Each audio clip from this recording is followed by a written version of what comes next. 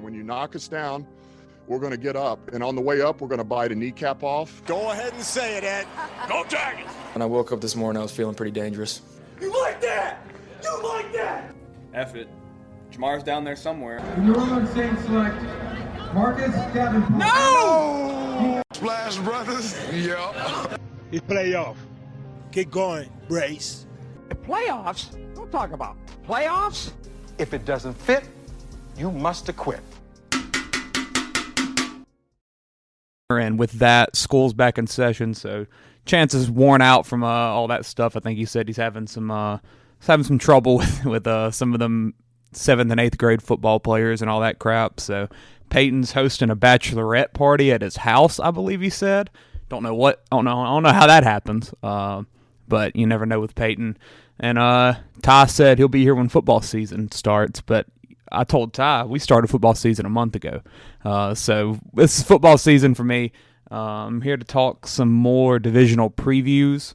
We still got a couple to do, and we kind of fell behind schedule with a pretty busy July. I can't blame them because I was traveling a lot as well. So a lot of crap's just been going on, and hopefully whenever football gets here officially and the games are starting to get played, we'll fall back into swing of things. But for tonight, I'm going to try to do 2 episodes, hopefully. This is going to be the NFC West preview and also our Dirty 5 wide receivers with something to prove. But yeah, I think that's pretty much it. Hard Knocks started last night.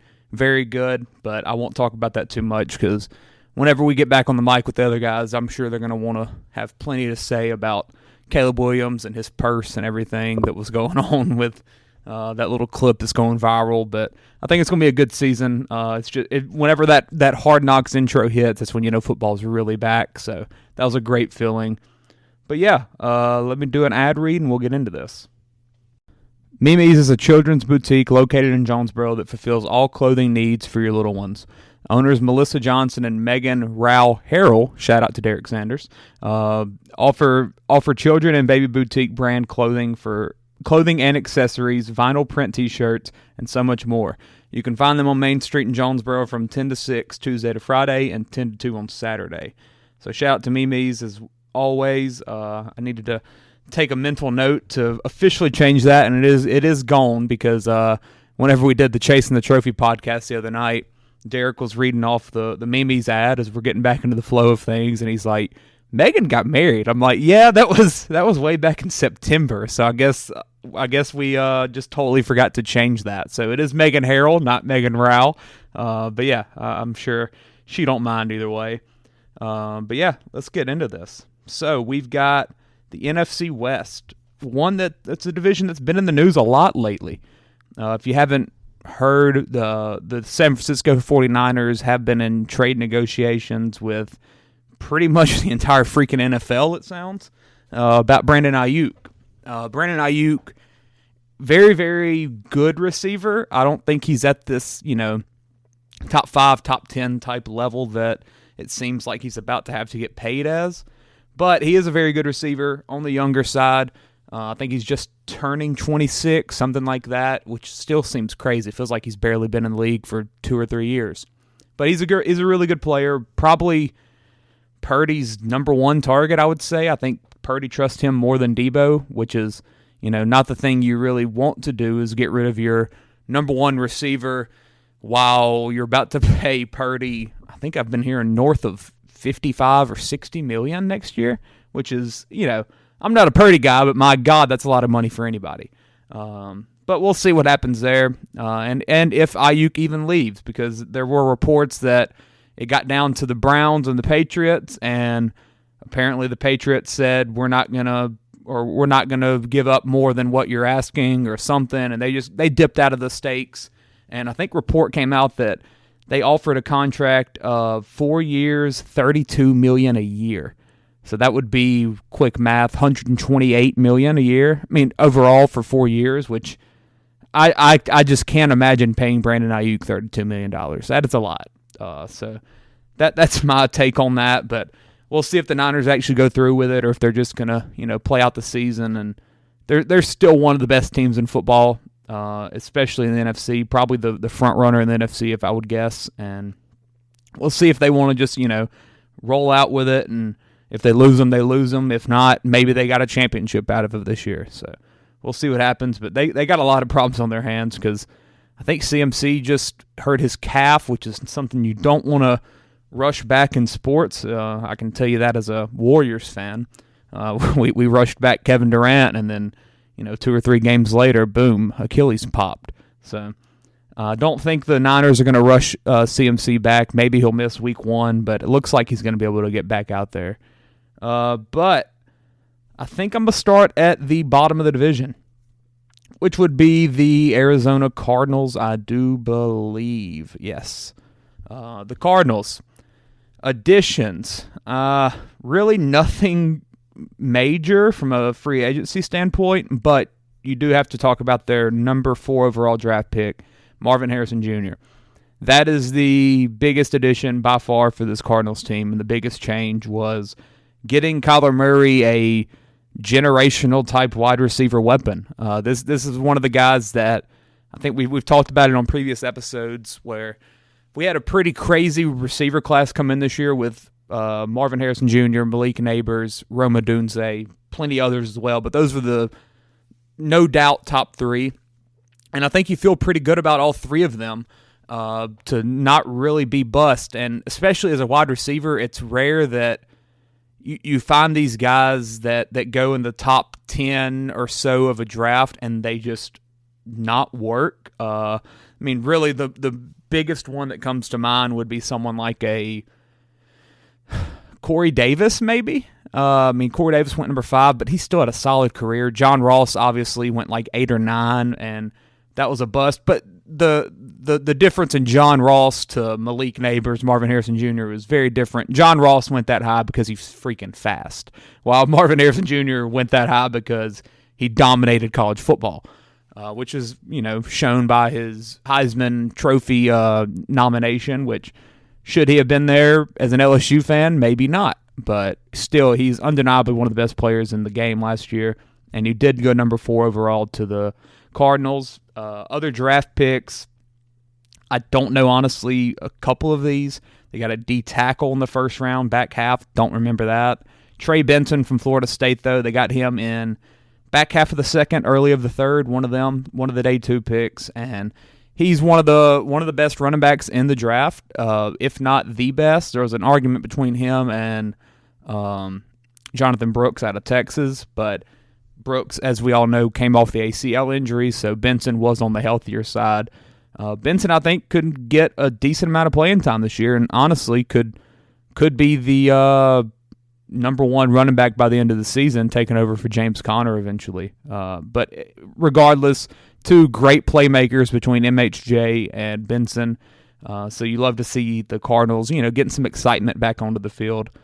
Other draft picks, not really much. They had a lot of draft picks, but not really anything that stands out from a big name to be mentioned, at least. Oh, that's Brian Snicker getting thrown out of game. There we go. Shout out the Braves. We suck, but never get to see him get thrown out. Let's look at their additions free agency. Oh, big one right here, Desmond Ridder. You got to love Desmond Ridder coming to your team. You traded for Rondell Moore, who apparently messed up his leg so bad today at practice that they had to cancel practice. So prayers up to Rondell Moore. I thought he was honestly going to have a pretty big year, but sounds like that year might have just ended today. DJ Dallas, you signed him for 3 years, $10 million. That's weird. Zay Jones, that's a solid pickup. 1 year, little prove-it deal. I like Zay Jones.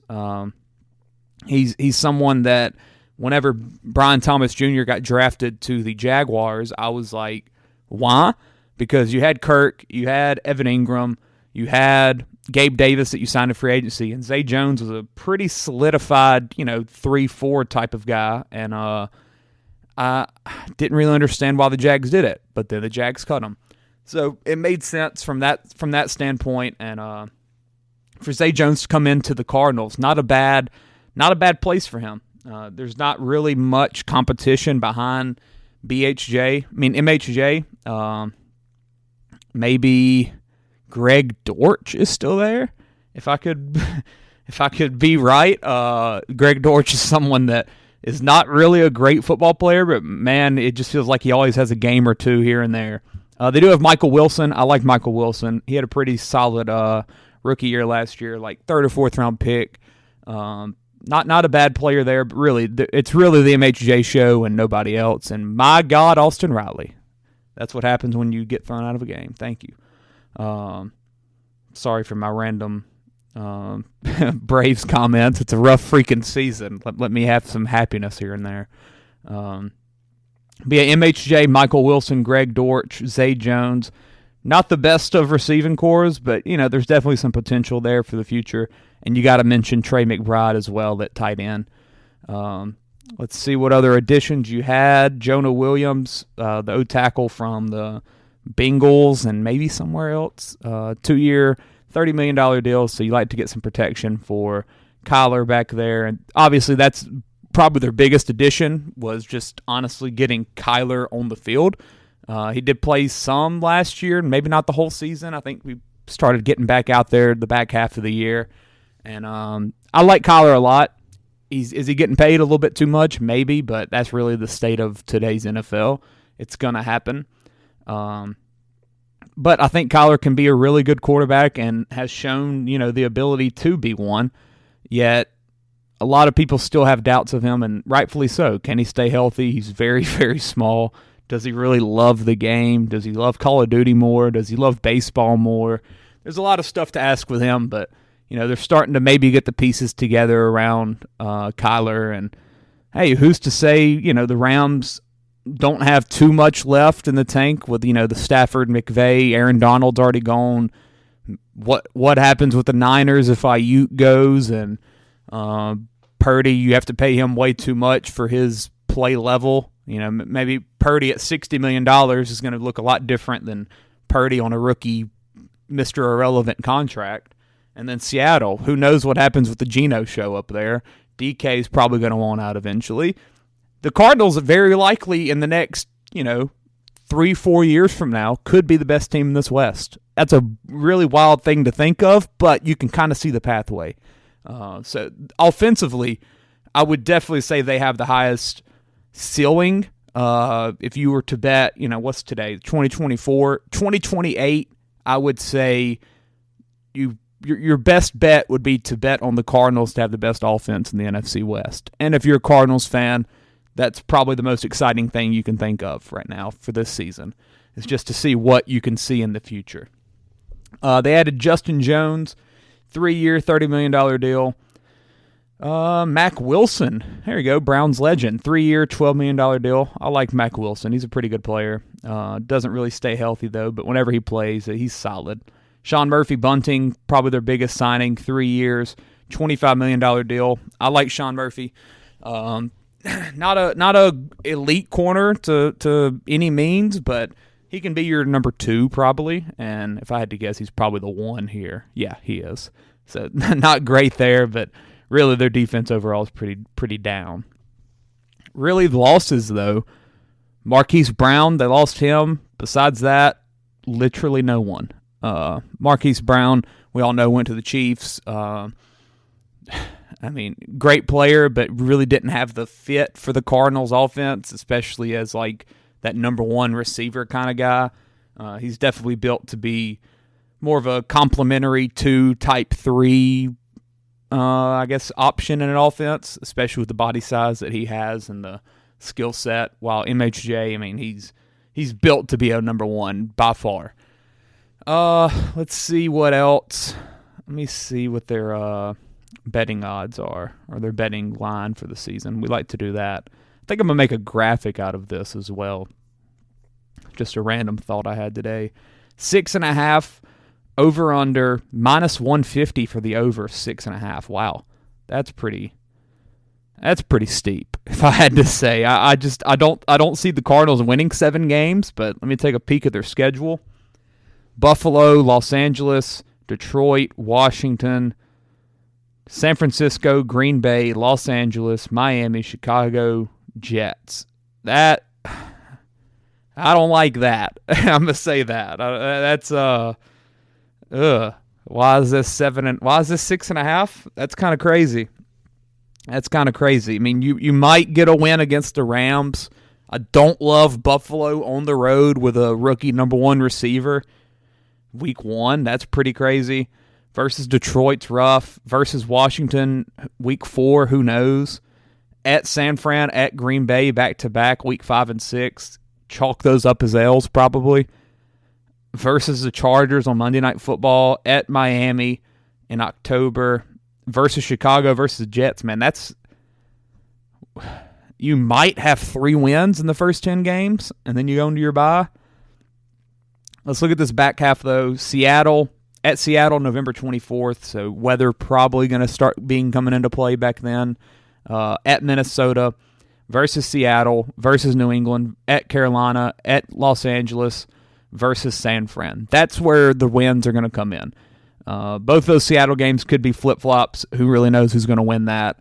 Minnesota, week 13, JJ might be playing. Don't really know, but regardless, Minnesota's not going to be great this year, so the Cardinals can definitely win. New England, they should win that one. At Carolina, week 16, what's Bryce Young doing? Who knows? Should win that one. At Los Angeles, they can win. Versus the Niners on week 18, maybe the Niners are resting. Who knows?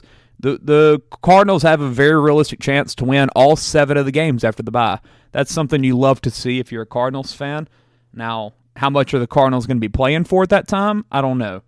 But if I was to, be a betting man, I would take the under 6.5 at plus 125, just because I really don't love the defense that the Cardinals have. I mean, if you ask me, I'm a pretty big NFL fan when it comes to, knowing names of players. Of their starters, I personally know Zaven Collins. I know the names Justin Jones and Bilal Nichols. I don't know who Dante Stills is. Mac Wilson's fine. Kaiser White is fine. Dennis Gardeck, who's starting one of the cornerback spots, no idea. My bad. That's linebacker. Wrong. I'm dyslexic, I guess. Don't know who that is. Sean Murphy Bunting, not a 1. Jalen Thompson, Buda Baker at safety. Buda's awesome. Jalen Thompson, not great. And then your other 2 corners, Max Melton, Garrett Williams, no idea. So just from an eye test, defense, not good. And it's an offensive league. Maybe the Cardinals really have the offensive firepower, but my God, you're putting a lot in the hands of Marvin Harrison Jr. So I'm gonna take I'd take the under there, under 6.5, plus money as well. So you gotta love that. I mean, no one wants to take a minus 150 line. So let me write that down. Cardinals under 6.5 plus 125. So, and I'm also going to put, what would the best case scenario be for the Cardinals this year? I would say just build for the future offensively. You want the offense to click, and that's pretty much it. Defense, I think you're just going to have to start building through the draft. Maybe you got some young players that will come up and shine a little bit. I saw B.J. Ojolari just tore his something the other day. LSU, great. Not a really great career so far in the NFL, but still he's one of their bright stars, I would say. But he's out for the season, so already a bad spot there. But really, the Cardinals' offense look good. Don't feel bad about Kyler Murray this season. That's pretty much what I would say the Cardinals need to have happen this year. Moving on to the Seattle Seahawks. I about called them the freaking Supersonics. That was weird. Seattle, though, let's look at their losses first. I think that's the better way to go about it than whatever the crap I did last time. They lost Drew Lock, RIP. Went to the Giants to, probably start this year when Danny Dimes falls on his face again. DJ Dallas, Seattle legend, as I just mentioned, went to the Cardinals. Will Dissly, Colby Parkinson, Jason Peters is retired, hopefully, for the 5th time. Who knows what happened there. Damian Lewis went to the Panthers, LSU legend. Who else? Jordan Brooks went to the Dolphins. That's a pretty big loss. One of their, pretty big draft picks. My God, they lost a trio of linebackers. Jordan Brooks, Devin Bush, Bobby Wagner. Now, Devin Bush wasn't necessarily what he panned out or what he was thought to be. Got drafted for the Steelers, and it was kind of a debate between him and Devin White who was going to be that best linebacker in the class, and really neither of the Devins turned out to what they were supposed to be. But hey, Devin White did win a Super Bowl and play some pretty good ball that year, so shout out to him. And then Bobby Wagner, kind of on the back half of his career, but still a solid veteran linebacker that you can't really feel too bad about. He went to the Commanders, and then both of their safeties, Jamal Adams and Quandre Diggs, both go to the Titans. Quandre just signed, I believe, yesterday, and Jamal Adams signed a couple weeks ago, I believe. But man, that's a pretty hard hit to their defense. Probably between those three linebackers and two of your safeties, that's probably at least 5-6 starters that you lost. Also Mario Edwards on the D-line, Damian Lewis on the O-line, obviously a starter. Yeah, it's a pretty rough free agency. But let's see who they added. They added Sam Howell. I believe that was Chance's number 4 quarterback of the future back in November. Did not pan out for the Commanders. What was wrong? Who knows? There was offensive line issues, talent issues, interception issues. A lot of stuff could have, you could make the argument went wrong for Sam. But maybe a fresh start in Seattle. Geno, I think, was banged up at one point this offseason already. So maybe he gets a chance to shine. They brought in P.J. Walker. I guess he's just hanging around in the NFL. Not a bad backup. Noah Fant, they re-signed him, 2-year, $21 million deal. Got him in that Russell Wilson trade, and he hasn't really turned out to be what I thought he was going to be coming out of college. I thought he was going to be a really good tight end, honestly. One of the Iowa boys, except he's not white. And I thought he was going to be really good. And he's not been awful, but he's been a little bit of a disappointment, I would say. Laken Tomlinson, Nick Harris, George Fant, Leonard Williams re-signed him.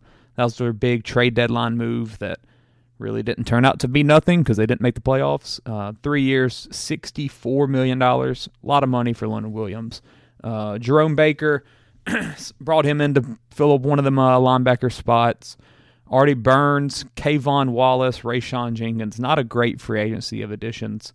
And their draft grades. Drafted Byron Murphy, number 16 overall at D-tackle. Because, you pay Leonard Williams, why not draft a D-tackle as well? Byron Murphy, I think, is the one that had some interesting baby mama drama come up on Instagram a couple weeks ago. So, great guy. Great guy. Let's see. They got a guard out of Connecticut because, that's the football powerhouse that everybody loves. Maybe they heard guard out of Connecticut and thought they were getting a freaking, what's his name? Cam Spencer, one of the basketball players. Tyrese Knight out of UTEP, shout out him. One of Kelton's linebackers. He's a pretty good player, but 3rd round, 4th round pick, I wouldn't say so.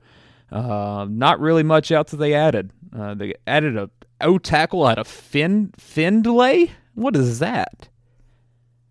I don't know what that is. Shout out Michael Jarrell. He's probably going to be awful. Let's take a look at their depth chart. Geno Smith, Kenneth Walker, DK Metcalf, Tyler Lockett, Jackson Smith, and Jigba. They're pretty good rookie last year. And then you also got Jake Bobo back there, Laviska Shenault. Zach Charbonnet also, you got to mention him. It's more of a committee in Seattle. They never run just one. Noah Fant, O-line not looking great. Anthony Bradford, there we go, some more LSU on that O-line. Charles Cross, that's the rookie that they drafted either last year or the year before, one of them. Not a bad player at all. Not the best of offense. It is kind of just, it's what you've expected out of Seattle the past couple years. They've got an identity and they just stick to it. DK and Lockett, they're just, you can't get mad at them. They're always going to be around that 1,000-yard mark, and they're really good players, but certainly not anything to change the game for you. And Geno Smith at quarterback, had that great year. Last year, kind of a down year. Was it because of Canales going to Tampa? Who knows? Maybe he gets to get some of that magic back this year. He's a fun story to root for. Still ain't wrote back. Jaron Reed. They have him listed as a starter twice. I guess he's going to start at left DN and nose tackle, because that's possible. They have Byron Murphy backing him up at DN, so maybe Murphy's going to play the end on like a 3-4. It looks like they're running that. I don't think they used to be a 3-4. I can't think who was back in the Legion of Boom. They had like KJ Wright. He certainly wasn't an edge rusher. Bruce Irvin, though, yeah, he was kind of a walk-down rusher. So maybe they were a 3-4. I just don't feel right. Jerome Baker, man, I don't know any of them other linebackers. That's a rough group there. Tariq Woolen, though, 6th rounder out of UTSA, great player, had a really good rookie season. But I believe 2 years ago, he's their starting corner. Trey Brown on the other side. Devin Witherspoon, the second-year player out of Illinois. I think he was number 5 overall last year, right? Or am I wrong? Yeah, number 5 overall last year. So wait, when was Smith and Jigba? He went 20. So they had 2 first-rounders last year. Interesting. Do not remember that. That's a heck of a draft class, though. Devin Witherspoon and Smith and Jigba. That's a pretty good core. Witherspoon starting the nickel, and then Julian Love, the safety from New York, I believe, came over a couple years ago, and Rayshon Jenkins in the secondary. Kayvon Wallace backing him up. Kobe Bryant out of Cincinnati, not the Los Angeles Lakers, RIP. That's a good secondary, which, it's revamped and with a group of names that a lot of people probably don't love, or, they're not insanely popular like a Jamal Adams or someone like that, or certainly not the Richard Sherman, Earl Thomas, Cam Chancellors of the old days, but it's a good, talented secondary. That's definitely the strength of this defense, that and the D-line. Linebackers, not so much, but I'm sure they'll figure it out. They got Dicker the kicker. Nope, that's Dicker the punter, my bad. The kicker, Jason Myers, he never leaves. Let's take a look at their wins. 7.5 line, over -135, under +115. So 8 wins. That's what you're looking at. That's such a Seattle number. 8 and 9. It feels like that. That's what they go every season. Take a look at their schedule versus Denver. No, that would have been fun if Russ was there. At New England. Wait, that's what happened last year. They opened on a Monday night against Denver. That's kind of weird. At New England versus Miami. At Detroit versus the Giants versus the Niners. At Atlanta versus Buffalo versus the Rams. That's your first 9 before the bye. Some tough names in there. Certainly Miami, Detroit, San Fran, Buffalo, Atlanta. Those are all going to be pretty hard games this year, I would say, especially early in the season. But it is a Seattle team that, bringing a lot back and a lot of familiarity, especially on the offensive side. So I don't think you got too much of a worry with some of this stuff. The San Fran game is on a Thursday in Seattle in October, so that is definitely to your advantage. If there's a time that you can sneak one by the Niners, that feels pretty good. But not an awful schedule. Some winnable games. I think you could see a 4-5, 5-4, something like that in these first 9, which is on pace with that 7.5 line that Vegas set. Out the bye, you have at San Francisco, so you finish up with them week 11. Not bad. Then you go to Arizona, at New York Jets versus Arizona again, versus Green Bay, versus Minnesota, at Chicago the day after Christmas on a Thursday. That's rough. And at the Rams to end out the season. Not a bad back half. 7.5 is like a good line. Vegas knows. What do you know? I would say it's hard. It's hard to bet on the freaking Seahawks, man. Like, even if Geno's not great, it feels like they're always going to find a way to win games that they probably shouldn't. I would say, though, I would take the over. I like the secondary. Jackson Smith and Jigba probably takes a step up, while Lockett probably goes a little bit back. If Kenneth Walker stays healthy, I think he can have maybe a bounce back year back to what he was as a rookie. Zach Charbonnet, hopefully he gets involved a little bit more. Maybe Geno feels a little bit more comfortable this season. I think the offense will be fine if they can protect Geno. That's probably the biggest question mark there. And then defensively, like I said, it's a passing league, and you have a really good secondary, I would say, even though you did lose 2 safeties. But honestly, Jamal Adams, losing him might be an addition by subtraction. I don't know. I think I'll take the over here. I'll take the over. Let's see. Over 7.5 for -135. Key to the season, I'd say, for Seattle. Let's see. For the Cardinals, I just keep Kyler healthy. Let's say something like have Geno not right back or something like that. I don't know. I mean, it's hard to just look at the quarterbacks every time, but I don't know. We'll go to the skill positions of the Seattle offense, because I think that's where a lot of this is going to come from. Just have the skill players step up and be who you expect them to be, pretty much. Like I said, Kenneth Walker, DK Metcalf, Jackson Smith and Jigba, Tyler Lockett, really great trio of receivers. Like, you got a lot of talent there. So get the skill guys to take some pressure off of Geno, and maybe they can be a pretty good team this year. And yeah, I think that's pretty much it for Seattle. Not a lot to be said about Seattle. They, like I said, they are who we thought they are.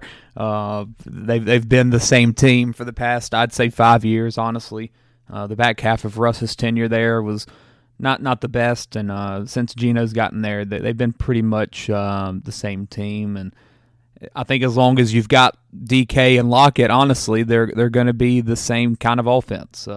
When do you move on from one of them, if not both? I don't know.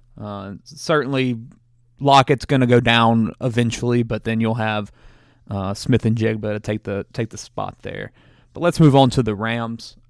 We have the Rams, who I believe snuck into the last playoff spot, went on the road and played the Lions last year, our Detroit Lions, should I say. And they lost on the road there, the Jared Goff versus Matthew Stafford game. So, Jared Goff, Matthew Stafford couldn't go and win on the road, so they signed a backup for him. They bring in porn star Jimmy. That's a, veteran quarterback who's made a Super Bowl. He's also apparently suspended. I don't remember what happened there, so that's fun. That's a scandal that Bill will probably tell us about. He'd have some inside information on that, I'm sure. Look at other additions that the Rams had. They added Demarcus Robinson, re-signed him. I don't remember him being there, honestly. I thought he was in Kansas City because he's always there. He's also in, I think, Baltimore last year. So re-signing him, sure, why not? You brought in Colby Parkinson, 3-year, $22 million from Seattle. That's a lot of money for a guy that doesn't deserve it. Kevin Dotson, 3-year, $48 million, kept him at the guard spot. Jonah Jackson, 3 years, $51 million, brought him in to play the other guard spot. Defensively, not much. You did bring in Tre'Davious White, 1 year, $10 million deal. Pretty much a prove-it deal because, man, he cannot stay healthy, sadly. Very talented corner, at the top of his game, probably top 10, top 7 corner, I would say, in the NFL. But he has had a rough stretch of injuries. And I think maybe an Achilles and maybe an ACL, one of the devastating ones that have happened the past couple years. And they also brought Darius Williams, 3 years, $22 million deal to play the other corner position. I thought he's already been a Ram, but it said signed. He's definitely been a Ram like his entire career, right? Oh, okay. So he was there his first 3 years, then he went to Jacksonville for 2. I bet he was thrown into the Jalen Ramsey trade. Yeah. No, that wouldn't be right. I don't know. He's also 31 and only in his 6th season. That's weird. So yeah, Darius Williams, not a bad cornerback at all, though. He's a pretty good player. Bringing him back, and then Cameron Curl at safety, 2 years, $13 million. Let's look at their losses. When you lose a Super Bowl taking quarterback, when you add one in Jimmy Garoppolo, you have to lose one as well. Carson Wentz. He didn't take his team there necessarily, but he put them on the right path until Nick Foles got the job done for them. Royce Freeman, they lost him. Ben Skoranek went to the Texans, the off-brand Cooper Kupp. Brian Allen, lost him for the center position, went to the Browns. Aaron Donald, biggest news by far, he retired. How do you replace Aaron Donald? You don't. That's pretty much the easiest way to talk about that. The man is a one-of-one, top 3 to 5 defensive player ever, in my opinion. I mean, he's an absolute stud. He could go, I'd say in 3 years from now, he could step on a field and still probably be one of the best players in football. He's just that kind of guy. All-pro pretty much every year that he played. I think he might have missed one because of injury, but he's an absolute freak, and seeing how this Rams defense operates going forward without him is going to be very interesting, and I don't think it's going to be very promising, to be honest. You also lost Jordan Fuller to the Panthers at safety, but replaced him with Cameron Curl. Looking at the defensive side, I mean, not the defensive side, which I guess so, but your draft picks, top 2 were Florida State defensive linemen. I think they said, Aaron Donald, where'd you go? Let's bring in Jared Verse and Brandon Fisk. 2 pretty good players, I'd say. Verse went 19 overall, and if you'd have thought before the past college football season, he was definitely getting some hype of a top 5 player. I know whenever LSU played them week 1, or week 0, whatever the crap that was, there was talk of, it's okay that he's, making some pressure because he's going to be one of the best players in the draft, and did fall to 19. I think he is on the older side, like 23, 24. Maybe the same for Fisk, the D-tackle, but that honestly might be what the Rams were going for, trying to get more of a veteran presence from the draft instead of a young project, I guess you could say. And because, this team definitely isn't really building for the future right now. It's a lot of older pieces trying to get that last run in. Whenever you have Matthew Stafford at quarterback, you want to take advantage of it as soon as you can. And as we've seen over the past couple years with their massive trading of draft picks, they don't really care. If they want to win, they're going to try for it. They're kind of just that's just the Los Angeles brand, I guess you could say. You think back to like the Lakers and Clippers in the NBA, and the Dodgers, I guess, also in the MLB. None of them teams really care about draft picks. They're all about winning now and doing whatever it takes to do it. And adding Jared Verse, Brandon Fisk as your top 2 picks definitely keeps that trend going. And your third pick as well, Blake Corum, the Michigan running back, on the older side. I think he played 5 years of college football, but one of the best careers of a running back we've seen, and he's probably the best running back in college in the past 5 years, I would say, especially in the 2020s. He's probably the best one.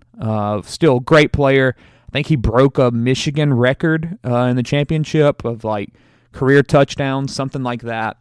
But yeah, as I said, older, so that definitely took a hit to his draft stock. But the Rams said, "Hey, we'll take this proven player who's going to be probably a solid NFL back for a couple years, however long his legs can handle it." Not really much else significant from the draft. They drafted a kicker at 209 because why not? Drafted a center out of Arkansas named Bo, spelled with E-A-U-X. I'm sure he's a Republican. That's what you like out of your centers. I don't know what I'm talking about. Over-underline for the wins is 8.5. So you're looking at 9 wins for minus 155 over. That's pretty steep. 9 wins out of a Rams team that is replacing Aaron Donald. That's tough. Let's look at their depth chart, though. Matthew Stafford, Jimmy Garoppolo, Stetson Bennett. What a quarterback room. You got porn star Jimmy and alcoholic Stetson. You don't know what's going to happen there. Don't let them go to Vegas. Kyron Williams at running back had a really, really good year last year. Top 5 running back in the NFL last year, I would say. Blake Corum backing him up, and Louisiana Tech legend Boston Scott as well. Cooper Kupp at receiver. I hate him, but he's still a great player. Definitely on the back half of his career, but, whenever you lose one possession receiver that gets open so much that it pisses you off, you get another, and that's what Puka Nacua was last year. 5th rounder, I believe, out of BYU. Awesome season. He's, in my opinion, they're one, but they're a 1A, 1B type of thing, and Puka's awesome and a lot more likable to me just because I hate Cooper Kupp and everything about him. Demarcus Robinson is your 3, Tutu Atwell. Jordan Whittington is a rookie out of Texas, not much there. Drake Stoops is on the team. That's some freaking nepotism. Sean McVay probably had a beer one time with Bob Stoops or something. Who knows? Tyler Johnson out of Minnesota. He's there. Wow. Yeah, former 5th-round pick out of Tampa Bay. He used to be a solid player that people thought was going to be actually good. Tyler Higbee, Colby Parkinson, Davis Allen, Hunter Long at tight end. Not much really there to be excited about. You know what Tyler Higbee is. O-line, not great. Not great. A lot of Qs as well. Three starters have questionable marks already. Kevin Dotson, Jonah Jackson, as I mentioned, both at the guard spots. Pretty good there. Rob Havenstein at tackle, veteran player who's been around a while. Looking at the defense, though, as I mentioned, no Aaron Donald. That's going to be tough to think about. What is this defense they're running? Are they running what is this, a 2-4-5? I think so. Okay, so they've got Verse at linebacker. So yeah, I guess he's going to be it's going to be more of a. No, they only have 2 defensive linemen listed. Yeah, so they're just running a 2-4-5 out there. Why not? They have it listed as a 3-4, but certainly only have 1 DN and 1 nose tackle. That's interesting. Kobe Turner, Braden Fisk is the backup at DN who was a D tackle. So yeah, definitely doing some funky stuff there. Byron Young, who is that? Was that their good player last year? Yeah. 2023 draft pick, 8 sacks last year, his rookie year. Ernest Jones, not a bad linebacker at all, had a pretty good season last season. Jared Verse, they have him listed as linebacker, but certainly going to have his hand in the dirt, I would say, and rushing the passer because he doesn't really do much else.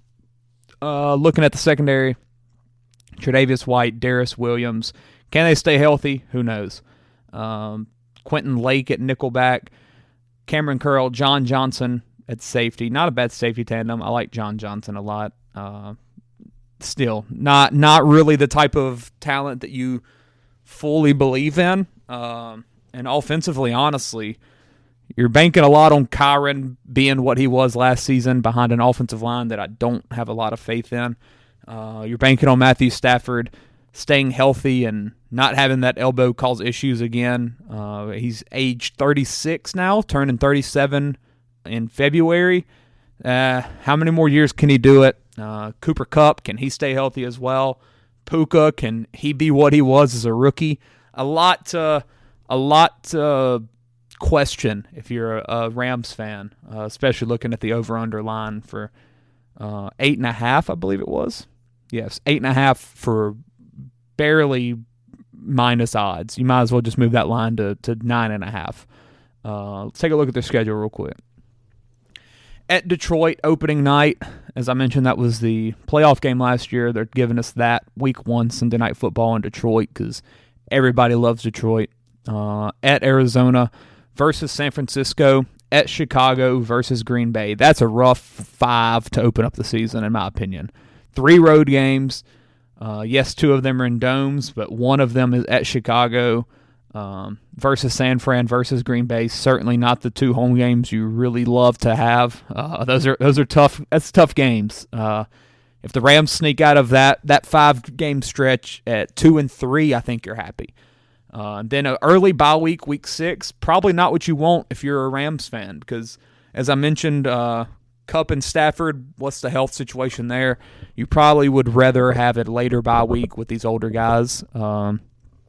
But they got week 6. Not the best of games to open up the season with, but let's see what the back half is. Versus the Raiders, versus the Vikings at Seattle, versus Miami on a Monday night. That's fun. At New England, versus Philadelphia. At New Orleans, versus Buffalo. At San Francisco. At New York Jets, versus Arizona, versus Seattle. I don't know. I don't love the back half here. I really don't. I mean, Minnesota, that in Vegas to open up the second stretch of the season, you probably should win both of those games and honestly need to because at Seattle versus Miami, don't love those. At New England in November, what's the weather going to be like? Versus Philadelphia, they're probably rolling, I would say, by then, week 12. At New Orleans, probably just a freaking win because we suck. Versus Buffalo, at San Fran, at the Jets in December. Bad weather, almost certainly, I would say, especially on that MetLife turf. Cooper Kupp probably goes down and doesn't play in the playoffs if they make it. Versus Arizona, versus Seattle, though, pretty good end of the season.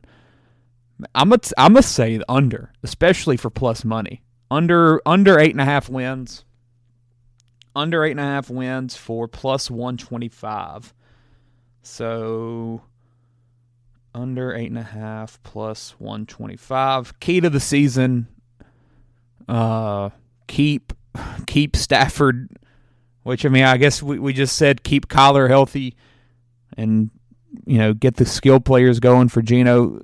Key to the season, I think everyone knows if Stafford does go down, it's over. But hey, who knows with porn star Jimmy? Let's say, can the defense produce without Aaron Donald? That's the question. Because as we all know, one of the best players of all time, can they replace even half of the production that Aaron Donald gave them? Out of all the rookies that you drafted on the D-line, the new pieces you brought in, it's going to be a tough task, but we'll see if they can do it. And if they can, then maybe they have a positive season. Let's go on to the NFC champion, San Francisco Niners. Shouldn't have won it. Our Lions gave the game away, sadly. But we will be back. We will be back. San Francisco, I opened up talking about them a little bit with the Ayuk situation and the McCaffrey injury, Purdy's impending contract, Debo, what's happening there. George Kittle, I think getting a little bit overrated at this point, but still a good player. Had 1,000 yards last year, but doesn't really seem to stay healthy or honestly perform in big games, which is kind of interesting. I feel like he's always just disappearing. I'm always going to question the Niners a little bit more than I guess the general media, just because I'm not a big fan of them or a lot of their players. Honestly, Ayuk might be my favorite Niner, and he might be on the way out. Hey, if he's a Brown, I'd love for that. So give me that all day. But the Brock Purdy situation, that's definitely going to piss me off and make me hate your team a little bit. But let's take a look at the Niners additions, as if they even needed any. Brandon Allen, Joshua Dobbs at quarterback. I guess Dobbs, I'd say, is an upgrade over Sam Darnold as the backup the backup quarterback. Christian McCaffrey signed a 2-year, $38 million extension, made him the highest paid running back in the league. Not sure if that's still standing. There's so many contracts that everybody tries to get one penny more than the other guy to just have that title for a little bit. Chris Conley re-signed on a 1-year deal because everyone knew that he was still in the NFL. Chiefs legend. Logan Thomas signed a 1-year deal. I kind of like that move. Logan Thomas definitely has, the build to be a elite tight end. He's big body, played quarterback in college, but still has a lot of athleticism. Definitely made some plays for the Commanders whenever he was healthy, and that was a big if he could stay healthy, which he rarely ever did. But I kind of like him, going in as that number 2 behind Kittle. Maybe has a lot less pressure on him. I mean, he's your sixth probably option as an offensive weapon. So I kind of like that, though. It's a bit of an upside move. I wouldn't be shocked if he has a decent year, and by decent I mean 300 yards and 3 touchdowns or something. But, maybe a timely play here and there. John Feliciano brought him back. Chris Hubbard signed him for some tackle depth. Not really much else offensively. They didn't really need anything. Leonard Floyd brought him in, 2-year, $20 million deal on the edge. Not a huge fan of him as a player. Kind of think he's not really lived up to what he was expected to be coming out of college. Yurto Gross-Matos as well, 2-year, $18 million deal. Another one that really didn't live up to the draft grade of him. But if you're the Niners, you're in the position where you're like, hey, we're the best defense in the NFL. Come join us. Maybe we can revamp your career. They certainly don't have a lot of pressure on them to perform, and they're in a situation where you're pass rushing off the other side of freaking Nick Bosa, and a defensive line that's so talented and always seems to get the best out of their players. So maybe you come in for 2 years, you look great, and you go and get a bigger payday somewhere else. So not bad moves, and if Leonard Floyd has 10 sacks this year, I wouldn't even be freaking surprised. Malik Collins at defensive tackle from the Texans. I kind of like that move for a 7th-round pick. He's a solid defensive tackle for sure. Jordan Elliott, Devondre Campbell, Rocky Ya-Sin at cornerback, Isaac Yiadom. I think he was a Saint last year. Played almost too much. Not really too much on this defense, though, because they really didn't need anything. Losses, he lost Sam Darnold, good. He lost Ray McLeod, probably good. Cleveland Farrell. Hey, there's a guy that I just talked about. The Niners bring in these reclamation projects, and here's 3 edges they lost. Tell me if you've ever thought, oh, this guy's going to be one of the best pass rushers in the league. Cleveland Farrell, Randy Gregory, Chase Young. Exactly what I just mentioned in the Leonard Floyd and Yurto Gross-Matos type of guys. Very highly touted prospects and young guys in the NFL that just really never panned out. All 3 of those are on the way out to the Commanders, Bucks, and Saints, respectively. Sadly, the Saints for Chase Young, because I just don't want him.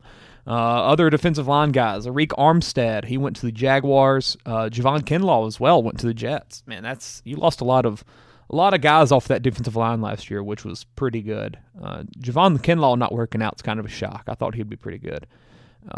Oren Burks went to the Eagles. Isaiah Oliver, the cornerback, went to the Jets. Logan Ryan retired. Don't remember him going to the team. I think he might have just signed for the championship run at the end. And then Tashawn Gibson as well. Not on the team, but I wouldn't be shocked if he finds his way back. Ricky Pearsall, number 1 draft pick for the Niners, 31st overall. Bit of a shock on draft night. I think I went through my mock draft and everything that night, and he certainly wasn't on the list for me. I think I nailed like 28 of the players that went in the first round, and he was not even close to an option for me. Guys like Adonai Mitchell and other guys like that kind of slipped to that day 2 round that most people would have had above Ricky Pearsall. But hey, you're the Niners. You really can't judge them too much because they've been so good at drafting and just really building their team all around. Renardo Green at defensive back from Florida State, really talented player. I wouldn't be shocked if he has a good bit of playing time this season. What else? They brought in a guard from Kansas, Isaac Guardonado from Louisville, because what do the Niners do better than drafting a random running back in the 4th round, and he gets playing time that year because that's just what the Niners do. Elijah Mitchell, Trey Sermon, who else can I think of? Feels like that they do this every season, and it always worked for some reason. Jacob Cowing as well, I believe that's a 5th-round draft pick, former UTEP guy. I think he's a really good player. Had a really good transfer 2 years at Arizona. I think he's gonna be a good pro if he can stick around. If it's not in San Francisco, maybe he gets a shot somewhere else. Crap. Come New Orleans, you can be the wide receiver 4 right now. Let's take a look at the depth chart. So Brock Purdy at quarterback. Yes, he just led the Niners to the Super Bowl. I'm still not gonna believe in the man, but hey, he's a Mr. Irrelevant player. So you're still one of the top 256 players in your draft, I guess. I'm just not a Purdy guy. Never will be, no matter what. It's an agenda that I will not have to. That I will never back off of from the rest of my life.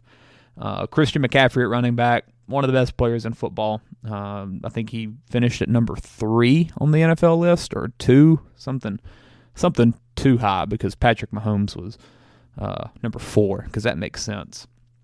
Elijah Mitchell backing him up. Jordan Mason, there's another random rookie that you bring in a couple years ago. Receivers, Deebo Samuel, Brandon Ayuk. For how long? I don't know. Jawan Jennings, Mr. Reliable, always comes through when they need a big play. Ricky Pearsall, Jacob Cowling actually listed as wide receiver 5. I like that. I think he honestly can be a really good player. Trent Taylor's down there still. John Trey Kirkland. There we go. LSU. Former LSU quarterback for a game. He's there. Why not? Ronnie Bell. George Kittle at tight end. Logan Thomas. Kyle Juszczyk at fullback, because they're one of the few teams that still uses a fullback. And Juice is one of the best in the NFL, if not the best. Trent Williams at tackle. How long can he stay healthy, and how much more does he honestly have in the tank? There's been some retirement questions for him. Also some health issues here and there. But whenever he is on the field, he's one of the best in football, no doubt. The other O-line pieces, not amazing in my opinion. John Feliciano is your starting guard. Don't love that. Aaron Banks, Jake Brindle, Colton McKivitz. Don't know much about them, but it's the Niners. They're going to find ways to make it work. That's all you have to say. On the defensive side, Leonard Floyd, Malik Collins, Javon Hargrave. Forgot that happened. They traded for him from the Eagles before last season, maybe? Or maybe at the deadline, something. I don't know. One of them. He's there, or they signed him. That's what it was. He's there. Great player. Makes a little bit more sense why Rick Armstead and Javon Kinlaw dipped out of there. Nick Bosa on the other side. Yurto Gross-Matos is backing him up. I'm sure he'll just flip-flop between Floyd and Bosa, which everyone needs a breather. Dre Greenlaw, Fred Warner, amazing 1-2 punch at linebacker. Fred Warner's the best linebacker in football, no doubt, in my opinion. And Dre Greenlaw is probably etching his way to top 10 territory. He's also the one that tore his Achilles in the NFC Championship game or Super Bowl, one of them. So can he come back healthy? That's going to be a pretty big story. Devondre Campbell, not really a player that's panned out to be much, but still pretty good player. But that's a questionable front seven for the Niners, honestly. And that's something you haven't been able to say in a long time. Javon Hargrave, Nick Bosa, obviously great. Fred Warner, amazing. But can Dre Greenlaw be what he was supposed to be, what he was before he tore his Achilles? Who knows? That's a very big concern. I mean, then everything else is kind of just reclamation products. You're hoping that you throw something at the wall and it sticks. Because man, that's kind of sketchy if you ask me. Looking at their secondary, you have Talanoa Hufanga, who is also coming off an injury. What was it last year? I think it's ACL. Yeah, ACL. Was working his way to being one of the best safeties in football, but he did go down with an ACL injury. That might have been when they brought in Logan Ryan, now that I'm thinking back to it. Jair Brown at the other safety position. Not bad of a corner tandem, but can Hufanga come back and be what he was looking like he was about to be? He was very, very talented player. At corner, Charvarius Ward, I like him a lot. Kind of on the, I wouldn't say he's a top 10 corner, but he works. He worked for the Chiefs. He worked for the Niners. Wherever he goes, the team's good. So there's something to be said there, but it's not on the level of like an Eli Apple where it feels like he's always starting for a contending team, yet it just never freaking looks good. He always sucks, yet he always started. It was very, very weird. I think he's finally done, though. Ambry Thomas at the other cornerback position, I think second or third year guy at Michigan. Don't love that, honestly. Maybe a little bit too much dip on his chip. And then DeMondre Leonore at the nickelback position, solid player last season. More of them kind of throwing at something at the wall and hoping it sticks, with Brock Ya-Sin and Isaac Yiadom at the backup positions for cornerback. And then you also have Renardo Green, as I mentioned, the rookie out of Florida State. So maybe you get something out of one of them that they can step up and provide a pretty pivotal role for the defensive backs this year. But, man, honestly, I'm trying to be as unbiased as possible, because I immediately want to hate the Niners. But just looking at this group of defense, I don't love it. I really don't. It looks like they look like they can be beat, which is something that you just have not been able to say about the Niners in a long time. It makes me think, like, if there was to be an injury to Fred Warner, how do you feel about this defense? I personally would think that they wouldn't be a top 3-5 defense in the NFL if you lose Fred Warner. And that's a crazy thing to say about the Niners. And it's also something that you get a little bit more concerned about if you do trade a Brandon Ayuk or something like that, because that offense will certainly not be as amazing as it is now. So you kind of can bank on your offense to make your defense be able to, have some mistakes here and there. But, man, and as I said, the O-line, not great either. There's something about this Niners team that's a little bit offsetting to me. Looking at their over-under line, 11.5, over plus money, plus 105, minus 125 under. So you're looking at 12 wins. And as I said, I don't love the depth chart. Let's take a look at the schedule, though. Maybe it'll be pretty easy somehow. Opening up versus the Jets at home. Aaron Rodgers on a Monday night game. What could go wrong? Maybe an ACL or maybe an Achilles. Who knows? Something bad, probably so. Probably Leonard Floyd sacking him 7 times because he's freaking a Niner and they have devil magic. At Minnesota, at the Rams, versus New England, versus the freaking Cardinals. What is this? Why do they have such an easy schedule? Well, why? They're the freaking NFC champions, number 1 team. They're supposed to have a number 1 seed schedule, and they just open up with 4 easy games plus the Jets. Like, what is that? And then you go at Seattle. I mean, that's definitely on the tougher side, but they're going to be freaking 5-1. This is upsetting. Versus the Chiefs, that's actually a test, but it's week 7. Kelsey probably retired and on the Eras Tour by then. It'll be in October. Dallas, week 8 versus Dallas. So you have Dallas and Kansas City both at home.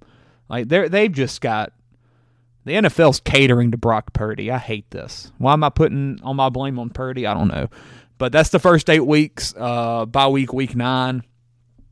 The Niners are gonna have freaking 5 or 6 wins, just because it's the Niners and they're freaking good. I hate this team. Let's look at the bye week. After it, you have at Tampa Bay versus Seattle.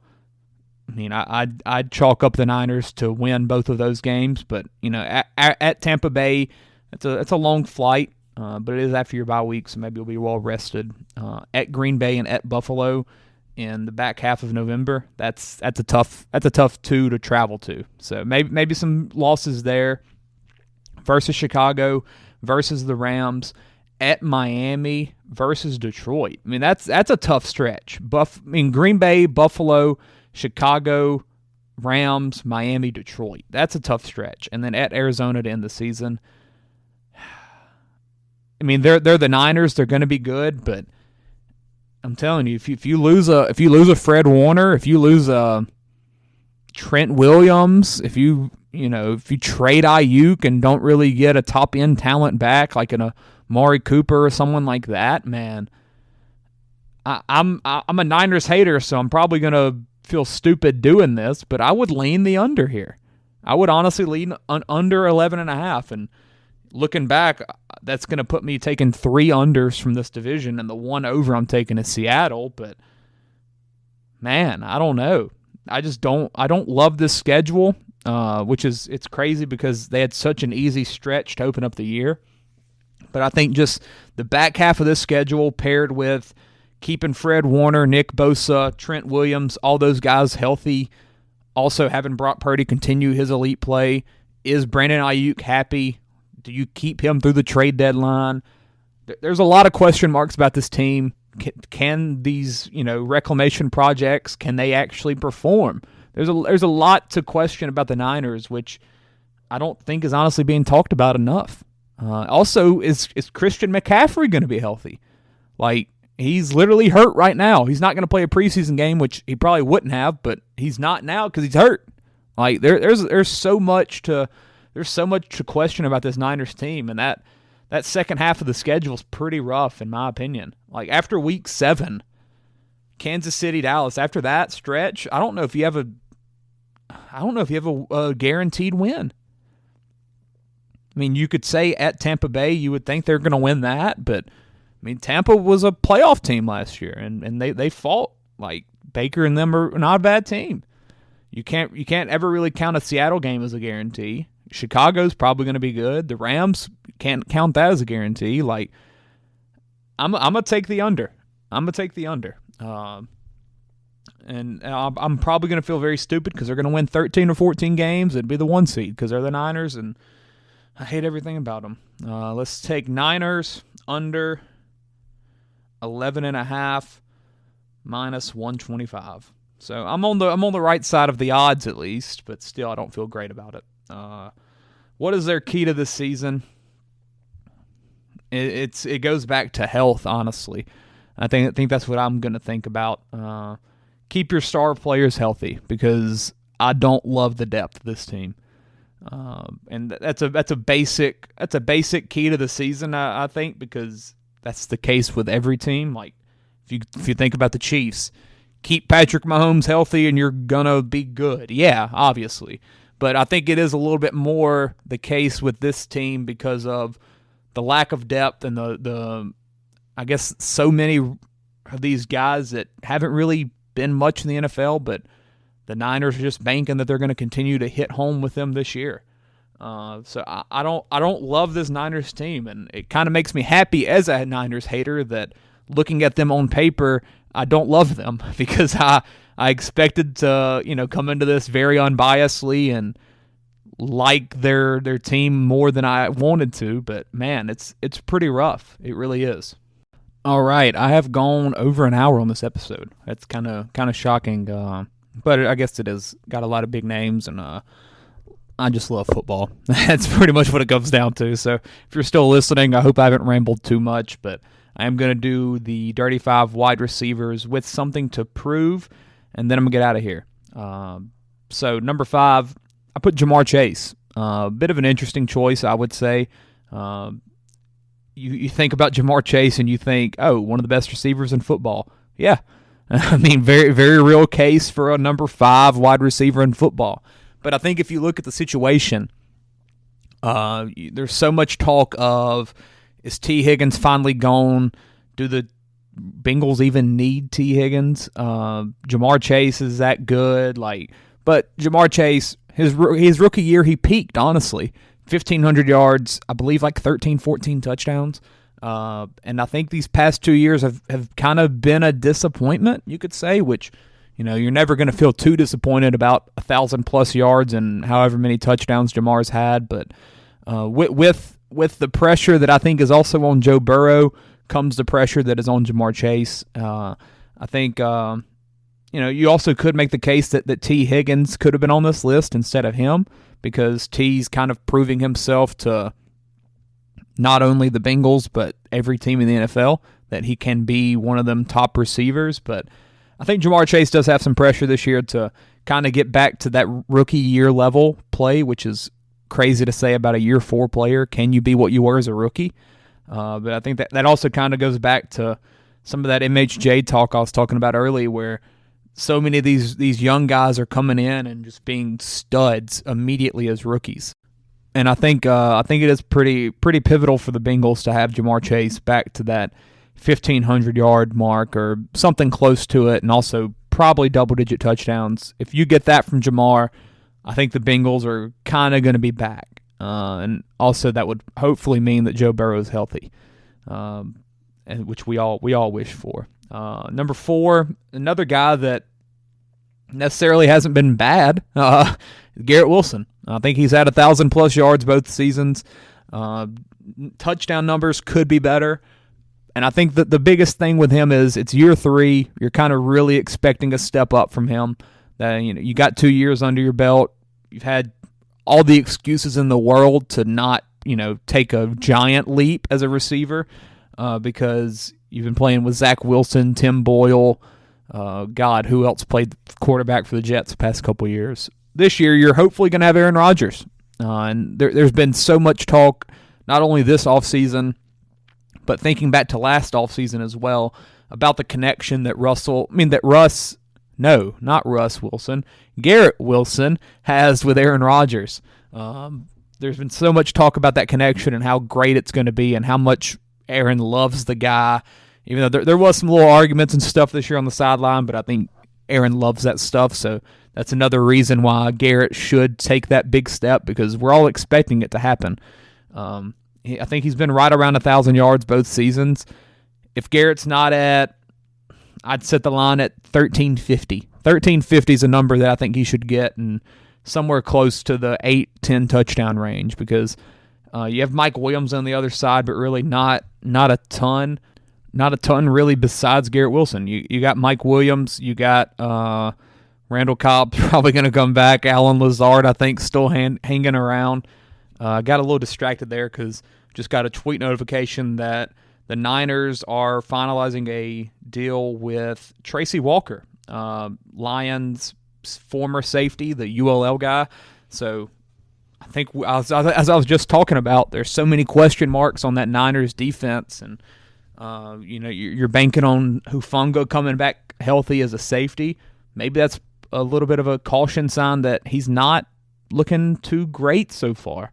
So Tracy Walker, though, not a bad player. Good pickup for the Niners and just more depth for them to have. So it's not a bad signing, but probably not the best of signs if you were a Niners fan and for Hufanga's health.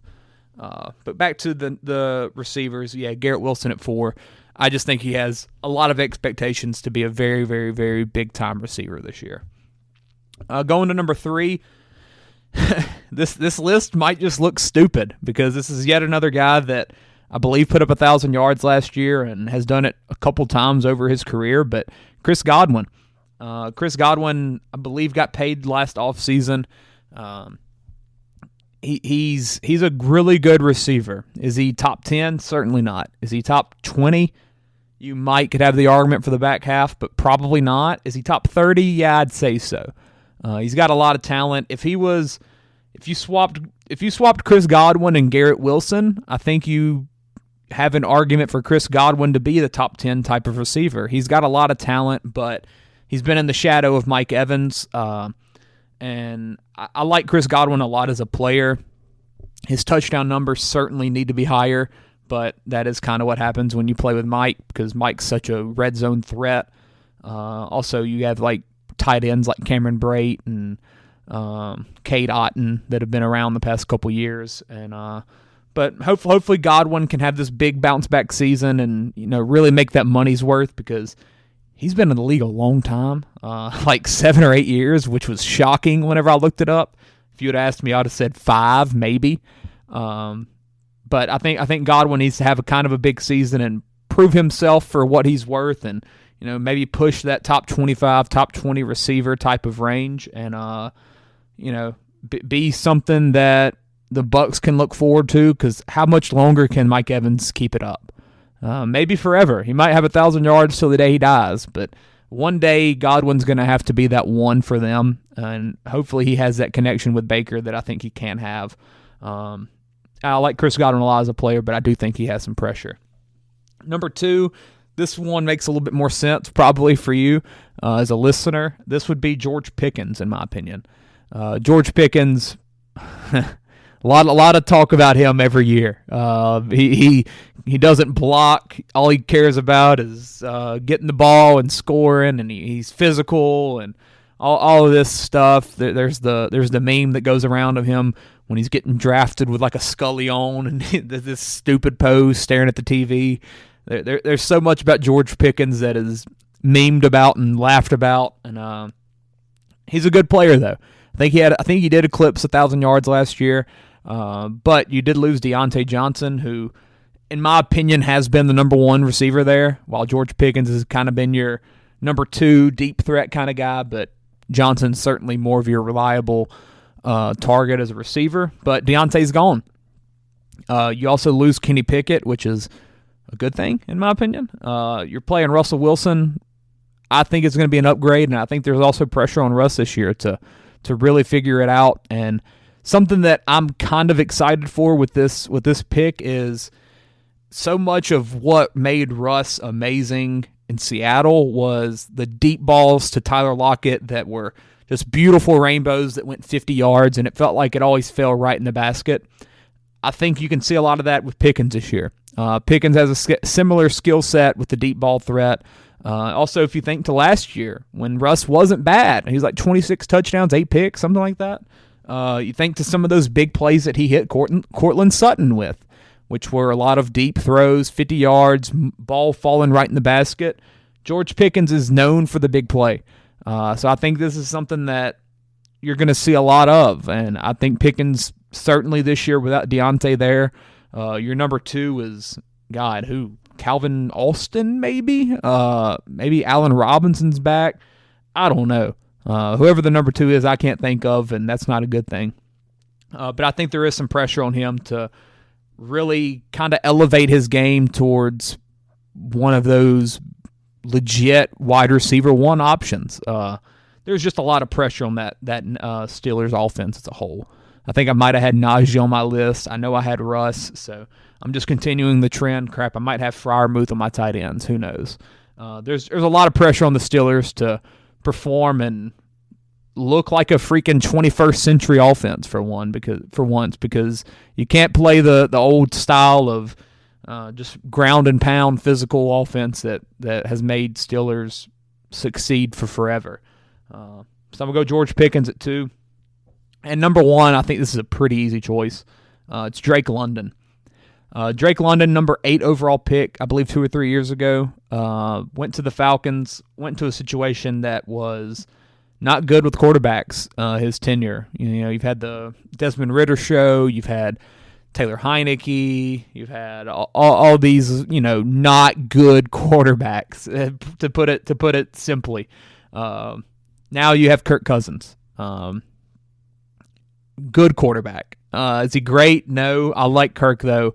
Definitely an upgrade over what they have had and what Drake London has had his entire career.